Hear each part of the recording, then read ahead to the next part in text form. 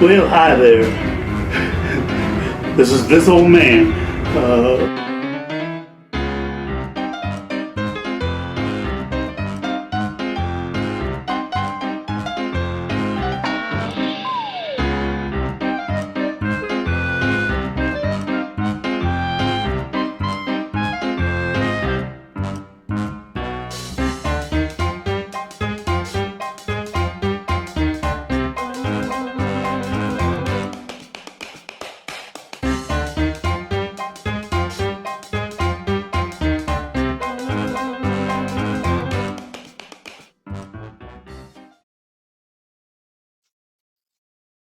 well, huh, here we are.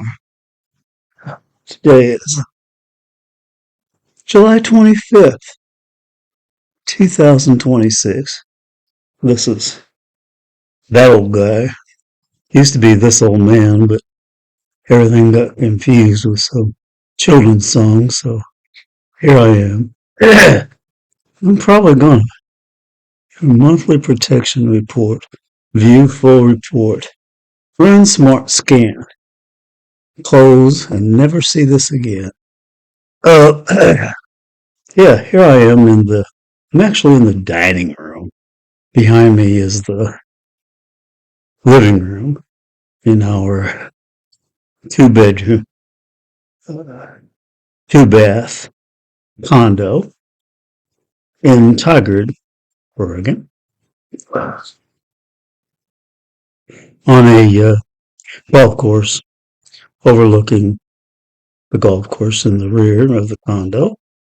And I guess the first thing I have to share is that, yeah, I guess I might be classified as someone who's, I don't know, well to do, I suppose, but not very well to do because shit, here I am sitting here drinking McDonald's coffee on Saturday morning, hoping that they remembered to put 2 cream in it.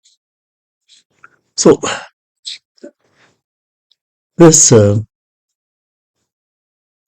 this little video is really kind of a warning to some of you younger guys sitting there playing computer games, pretending that nothing's wrong with the world as long as you have a laptop in front of you, or I don't know, your fucking Xbox or PlayStation or whatever the fuck it is that you're managing to suckle off of until you're at least 30 and beyond. And that's okay. Keeps you out of trouble, I suppose. But here I am, an old man, just turned 78. Yeah. Hopefully, on my way to my 80s. I don't, my mother just passed away in March. She didn't quite reach 101, but she did reach 100. Then she got just a little bit ditzy, and her health went down considerably in a very short period of time. That's a phenomenon that is common in my personal experience with a previous husband, partner, if you will. That's one of his lamps back there. That's one of his lamps over there. See, you young guys are going to inherit a lot of shit. Some of it's worth something, some of it's not. Depends on your circumstances and so forth. So, um, what I really want to talk about is the broken system that we're in, health wise. And I'm about ready to take amoxicillin, an antibiotic. Now, why am I taking it?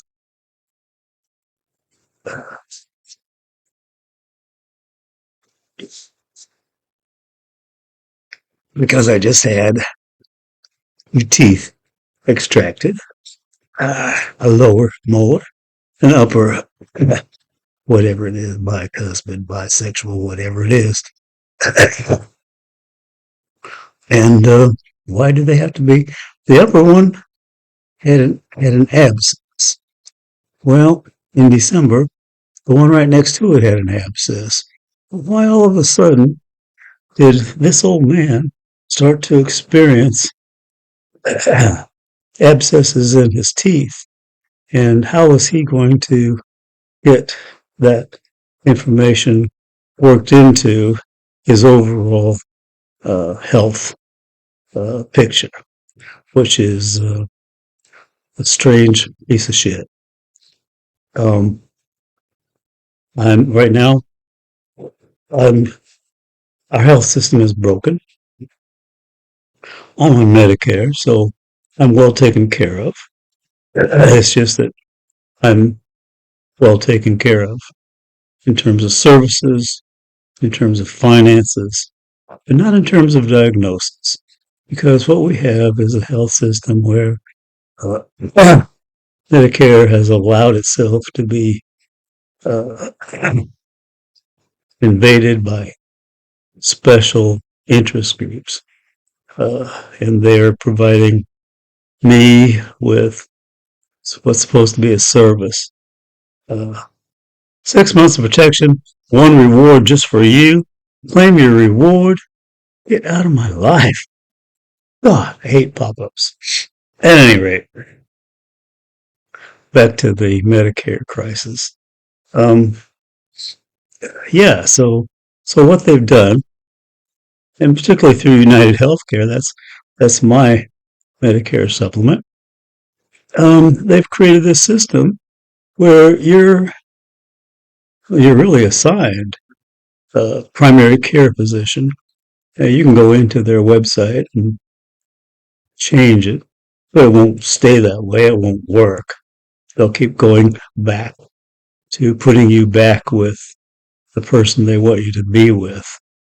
In my own case, I was with the same primary care physician from 2013 until I moved here from Salem, Oregon, until I moved here to Tigard, Oregon, only about 45 miles up the road, uh, this past August 2025. And what that meant was I went from having all of these individual service providers, specialists, if you will, who kept. I'm an elephant carcass. I'm that elephant that the blind men are poking at, and they're trying to describe to each other what this elephant is. You know, one says it's a snake, one says it's this, one says it's that. Well, when you combine, when you have a lack of communication between, first of all, just start with your damn dentist. How does your dentist communicate with the rest of your healthcare team? Combine that with a primary care physician who you've chosen, but you know, I got a new one here in Tigard. She was with Providence Group. Providence is big. It's one of the old Catholic uh, systems here in Portland, Oregon, and they're their own healthcare provider, have their own program and all that kind of stuff. And I was just trying to get in there because my previous partner, Daryl Deathley, who passed away 2 years ago, was very much in using the facilities at Providence in Newberg, Oregon, down the road 15 miles, and at the Barnes exit, big one, the big Tiger, or the big Providence Medical Center. And coincidentally, my original hospitalization for what turned out to be a diagnosis of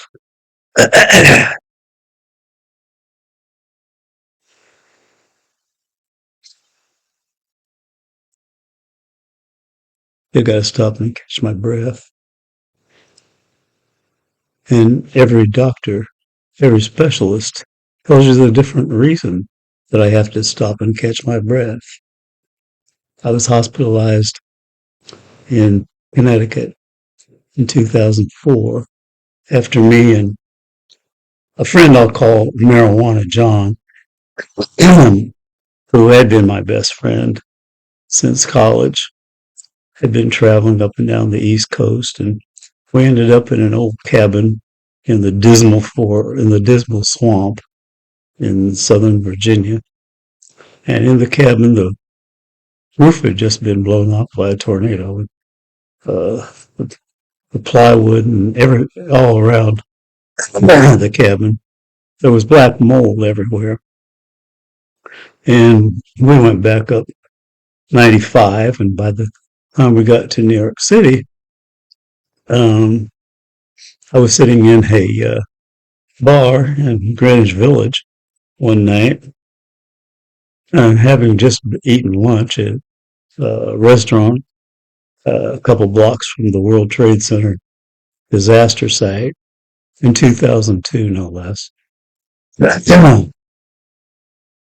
And my hand started to swell, and I was running a fever, not 105, but close. And so they took me to, first of all, the clinic in Norwalk, Connecticut, and they couldn't control my fever. So I was admitted to the hospital, and I suspect I was probably placed in a medically induced coma that I wasn't aware of for a while there at Norwalk Hospital, which is a uh, facility affiliated with Yale University Medical School. So I assume I was getting the best possible treatment. And at the time, I wasn't on Medicare. I was a special ed teacher for an Oregon state agency, one of the local education service districts. And so I had really good coverage there. At any rate, here I am in Norwalk, Connecticut. I wake up from whatever, I guess a coma. They have no idea what's wrong with me. And they simply put me on a jet and send me back to Los Angeles, Marijuana John's place. And while I'm, and they send me with, I don't remember what ridiculous antihistamine they put with me. But yeah, there I am sitting there, and all of a sudden I'm running a fever again. All of a sudden, Marijuana John's taking me to Cedar Sinai, and they give me, let's see, I don't remember I guess Cipro. See, the problem was that was at a time when everybody was afraid we were running out of antibiotics, and my condition was looked at as an infection of some kind. And I suppose it was, but more than anything, it was a toxic exposure to a chemical that's produced by black mold uh, in wet plywood. The mold eat uh, urea formaldehyde glue that bonds the layers of plywood together, and then it sits there for a while until some really nice hot day in the summer, particularly in attics.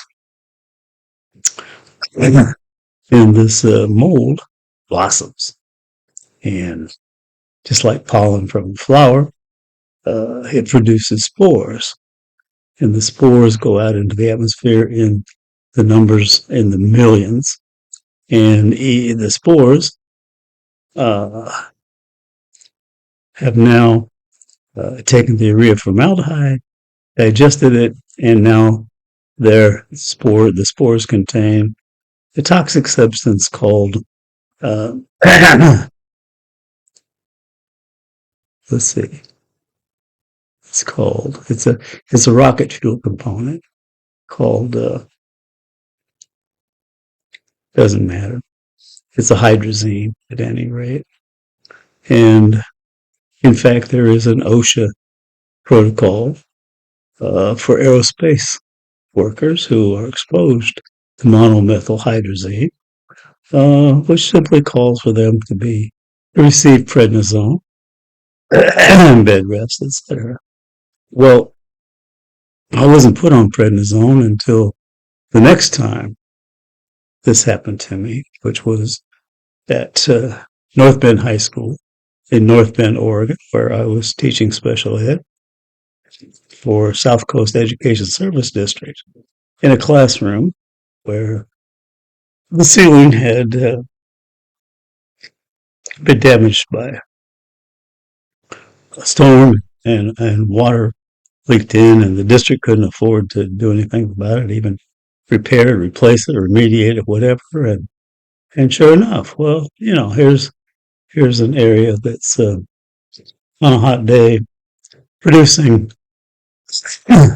essentially sending into a area where fragile kiddos, all of my students were medically fragile.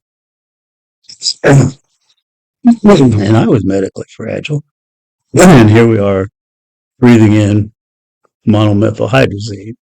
Well, I ended up in another medically induced coma in Coos Bay, Oregon, my home at that time.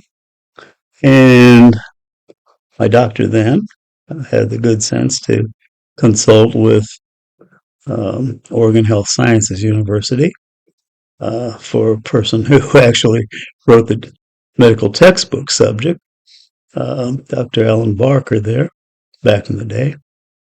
And we got a diagnosis of hypersensitivity pneumonitis. Well, that simply means that for whatever reason, your lungs are producing or reacting to some toxic substance. And instead of, well, quite simply put, your lungs start producing fibers that line the interstitial walls of your lungs and rob you of oxygen to the point that you die eventually without oxygen. And so what my doctor, Dr. King, North Bend Medical Center, got that information and put me on prednisone. Oh, I don't know, maybe for several months. And, other than the fact that it made me very hyper and I managed to clean out all the closets in the house, I also took it when I went to Paris that summer, 2008, pardon me. And at that time, I took with me a portable oxygen generator, a bunch of batteries, which got carefully inspected at customs, but I didn't use it once because prednisone was very effective. Prednisone treated all of those fibers in the interstitial walls of my lungs, and within no time, I was fine. I was fine until 2004. And all of a sudden, my cardiologist started noticing, oh, well, in a stress test, you take a long time to recover uh, from after your heart's been placed in stress. And we knew we had an aneurysm and all that kind of stuff. But my pulmonologist, because the medical records had never been properly sent up from Coos Bay to Salem, Oregon, my pulmonologist never really saw those records, had no idea, I don't suppose, about the significance of what happened to me in 2009. It's a long time before that. And so I managed to get one of my problems was arthritis. Here you go, babe. What does that look like? Does that look like uh, rheumatoid arthritis to you? Well, it's not. It's psoriatic arthritis. Might as well be rheumatoid arthritis. They're both about the same thing. So my rheumatologist saw that, qualified me for psoriatic arthritis, and started prescribing a treatment, a drug called methotrexate. Methotrexate is about 40 years old. The biggest problem with it is that it'll kill your liver. So when you're taking it every 3 months, you have to have blood work done to check on your liver, and every 6 months, you actually have to have a visit with your rheumatologist. Oh, that's swell. So what my cardiologist was seeing in the MRI stress test that cost $6,000, were never associated with what my pulmonologist was seeing, which was 2 spots on my lungs, which eventually disappeared anyway, and also the aneurysm, which here I am now moving to Tigard. Lost Daryl after about 4 years. Daryl and I were together for about 4 years. Unfortunately, Daryl had a liver transplant, and uh,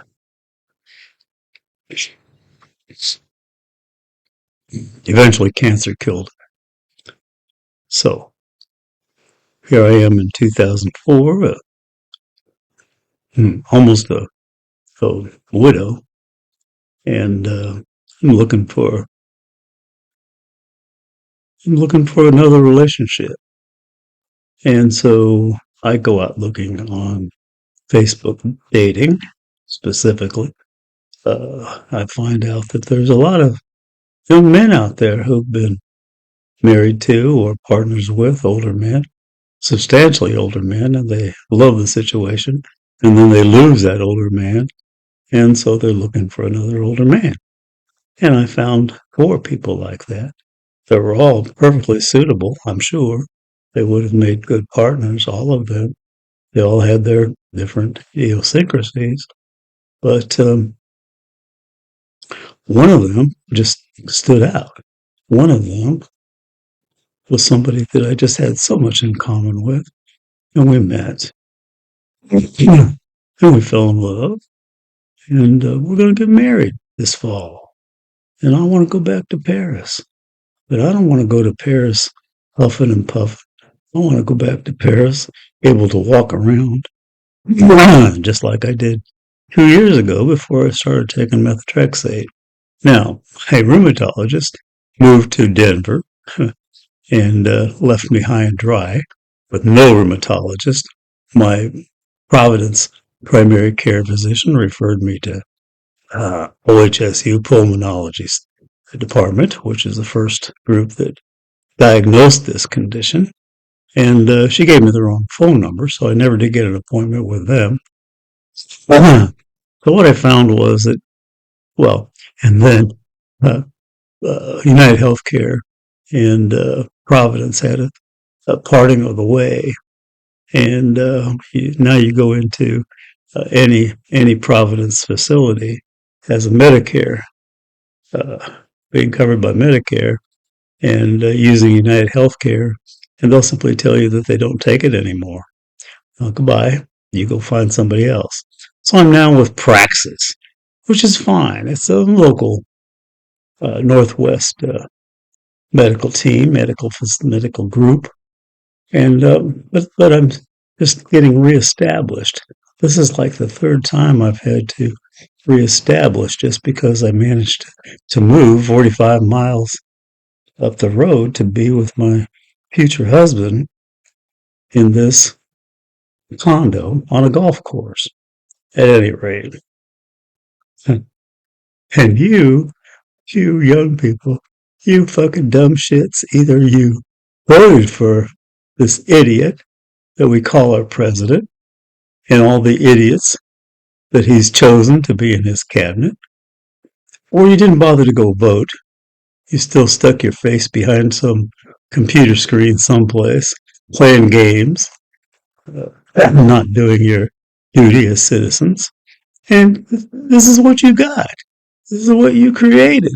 You created monster, this monster who rapes, who commits murders daily. And it reflects on you. It reflects on me. So wake up, motherfuckers. Good God. Vote in November. Get off your fat ass and get to a poll. He doesn't want you to vote because he knows he's on his way out. That's enough. That's enough politics for now. Back to medicine, but then they are related. So essentially what it boils down to, I go to my new rheumatologist, who happens to be in Salem, so I have to drive 45 miles to see the rheumatologist.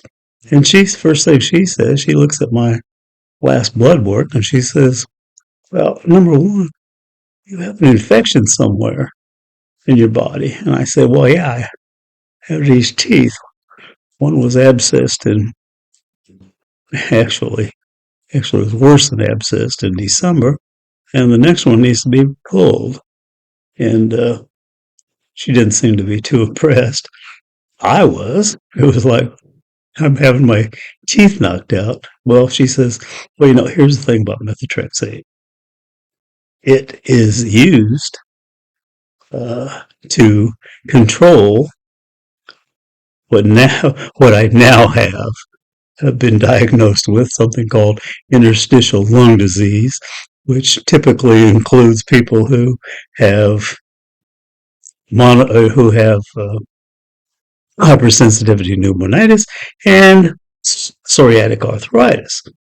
Typically, those people are going to end up in this subgroup who could benefit maybe from methotrexate for their arthritis. However, if you take too much methotrexate, it can cause interstitial lung disease. So it was like I looked at what I was doing, and I was taking that shit. He had me taking 6 tablets every Sunday, and it was working great on the arthritis. But all of a sudden, I'm short of breath, and it just got worse and worse and worse. So 3 weeks ago, after visiting the rheumatologist, she didn't tell me to stop the methotrexate. All of a sudden, it's like, you dumb shit. This is just like, you might as well just have a bunch of black mold in front of you and just sit there and breathe in it, because you take this shit into your body every week that's causing a reaction in your lungs. So I just stopped cold turkey. I don't take methotrexate. If that means I have to do something else for my arthritis, that'll just have to be the case.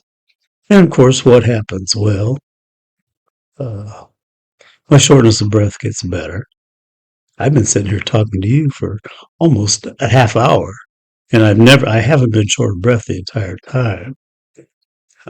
Previously, I would have had to have stopped every 2 minutes probably, just to catch my breath. So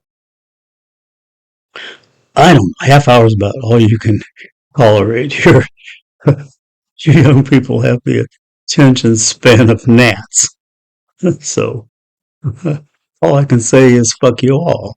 You're going to be here someday. Wake up, smell the roses. Jeez, take care of yourself. Take care of your country. You don't have to go to war. You don't have to join the army. Just vote. Just don't let some dictator control your life. Good God. All right, that's it for now. Bye.